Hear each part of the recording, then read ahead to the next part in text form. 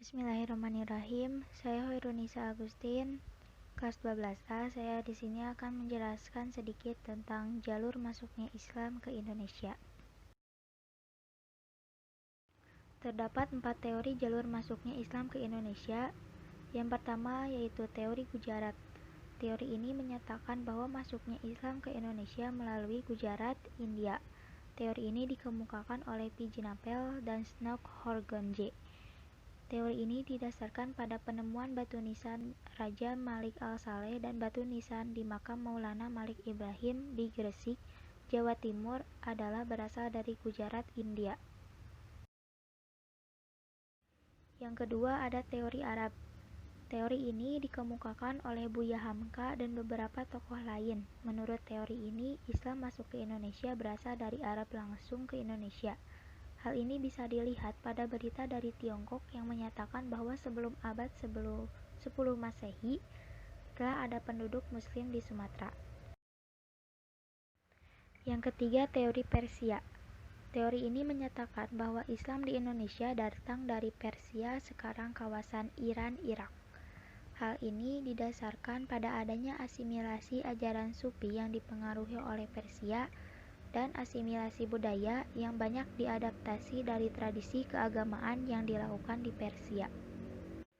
Teori Persia lebih menitik beratkan tinjauannya pada aspek kebudayaan yang hidup di kalangan masyarakat Islam Indonesia yang dianggap mempunyai persamaan dengan Persia. Di antaranya, yang pertama, adanya peringatan 10 Muharram atau Asyura atas meninggalnya Hasan dan Husain, cucu Nabi Muhammad SAW yang sangat dijunjung oleh kaum Muslim Syiah di Iran, Persia. Di Sumatera Barat, peringatan tersebut disebut dengan upacara tabuik atau tabut, sedangkan di Pulau Jawa ditandai dengan pembuatan bubur syuro. Yang kedua, adanya kesamaan konsep ajaran Sufisme yang dianut Syekh Siti Jenar dengan Al-Hallaj, seorang sufi besar dari Persia.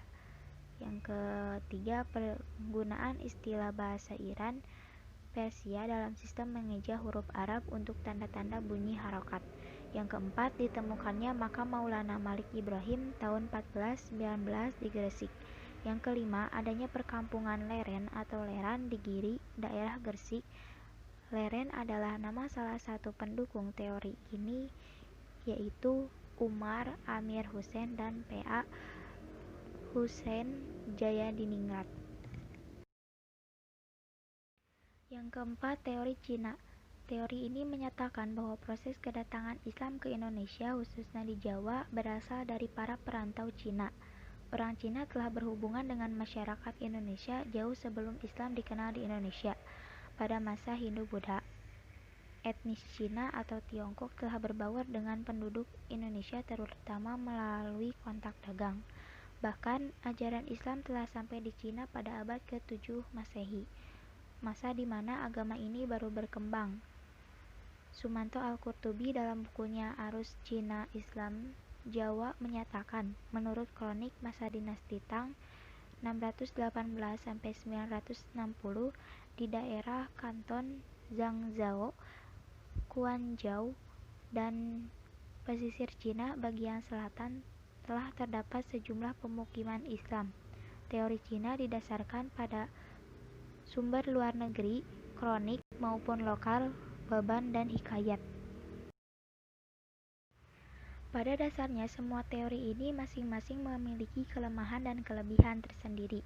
Tidak ada kemutlakan dan kepastian yang jelas dalam masing-masing teori tersebut.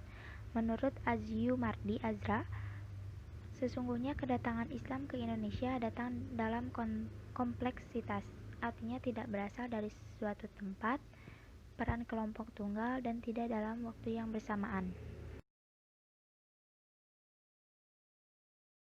Sekian yang bisa saya sampaikan. Mohon maaf apabila banyak kekurangan. Ditutup saja dengan doa, Rabbana atina fid dunya hasanah wa fil akhirati hasanah wa qina azabannar. Wassalamualaikum warahmatullahi wabarakatuh.